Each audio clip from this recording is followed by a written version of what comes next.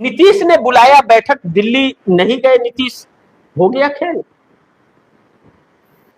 अब इस पर चर्चा चल रही है कि 20 तारीख को नीतीश कुमार ने बैठक बुलाई है जेडीयू के 85 एमएलए और 12 सांसदों की। अब 85 एमएलए, 12 सांसद और भी बाकी नेता इसमें शामिल होंगे, प्रवक्ता जितने हैं राष्ट्रीय प्रवक्ता वह शामिल होंगे बैठक के अंदर। और निशांत कुमार को एक बड़ी जिम्मेदारी दी जाएगी। सम्राट चौधरी को नीतीश ने ही बनाया है सीएम, नीतीश के पसंदीदा हैं। सम्राट चौधरी के सामने चुनौतियां बिहार में बहुत काफी हैं, क्योंकि चुनौतियां इसलिए भी हैं कि सम्राट चौधरी के बनने के बाद खजाना खाली है और मार्च महीने की सैलरी किसी को नहीं मिली है, ना कर्मचारियों को मिली है, ना विधायकों को मिली है और ना ही पुलिस बल को मिली है और ना ही पेंशन मिली है। ऐसे में जिस तरह से तेजस्वी यादव ने बयान दिया कि अभी मार्च महीने की सैलरी नहीं मिली, अप्रैल का आधा महीना निकल गया, आधा से ज्यादा महीना निकल गया। अब सम्राट चौधरी इस महीने भी सैलरी नहीं दे पाएंगे, 2 महीने की सैलरी की ओवरलोड हो जाएगा, पेंशन धारकों का 2 महीने का पेंशन ओवरलोड हो जाएगा और सरकार पहले ही 4.06 लाख करोड़ रुपए के कर्ज में डूबी हुई है। 63 करोड़ रुपया रोज का और 23,000 करोड़ रुपया महीने का कर्ज भरना पड़ता है। ऐसे में 5 लाख लोग तब तक कर्मचारी हैं तकरीबन बिहार के अंदर। ऐसे में इस सम्राट चौधरी के सामने बहुत बड़ी चुनौती है, इस बात से इनकार नहीं किया जा सकता। और दूसरी तरफ जेडीयू में विरोध और भाजपा में मायूसी। ऐसे में बैठक में क्या फैसला होगा यह देखना बड़ी महत्वपूर्ण होगा।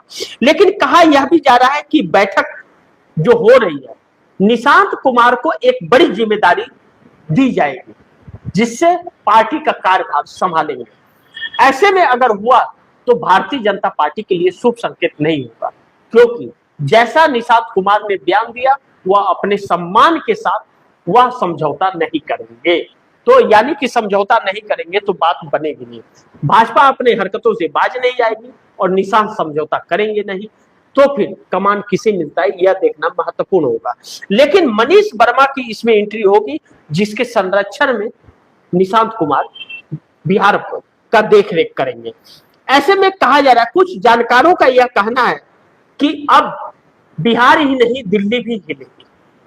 अब कहा यह जा रहा है कि नीतीश कुमार बिहार में यूं ही जा करके राज्यसभा बंद करके एक कोने में नहीं बैठने वाले। आप डिप्टी प्राइम मिनिस्टर का पोस्ट दीजिए, अब प्रधानमंत्री अपनी कुर्सी के 2 हिस्से तो करेंगे नहीं, मिलेगा नहीं। ऐसे में नीतीश कुमार की नाराजगी और बढ़ेगी। अब बिहार के अंदर जब 20 तारीख को जेडीयू कार्यालय में नीतीश की देखरेख में बैठक होगी और नीतीश दिल्ली आए भी नहीं और अभी आ भी नहीं रहे, आएंगे या नहीं आएंगे इस पर भी अब आशंकाएं लोग व्यक्त कर रहे हैं। ऐसे में नीतीश कुमार भी नरेंद्र मोदी के लिए एक बड़ी चुनौती आने वाले वक्त में बन सकते हैं, जो नरेंद्र मोदी सरकार के लिए शुभ संकेत नहीं होगा। अब आज बिल के वक्त नीतीश कुमार के लोग वोट करते हैं नहीं करते हैं यह देखना बहुत महत्वपूर्ण होगा। लेकिन जहां तक यह अंदाज लगाया जा रहा है कि नीतीश कुमार के 12 सांसद जो हैं वह 12 सांसद जरूर वोट करेंगे, इसमें कोई शक नहीं है। इसके लिए पूरे कयास भारतीय जनता पार्टी की तरफ से लगाए जा रहे हैं।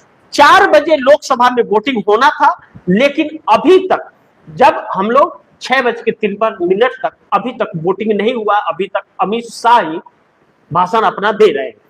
अब वोटिंग होते होते कितना वक्त लगता है यह देखना बड़ी महत्वपूर्ण होगा। लेकिन जैसा ललन सिंह ने लोकसभा के अंदर भाषण दिया, उस भाषण से लगता है कि ललन सिंह देंगे। और वैसे भी ललन सिंह और संजय झा भारतीय जनता पार्टी की ही भाषा बोलते भी हैं।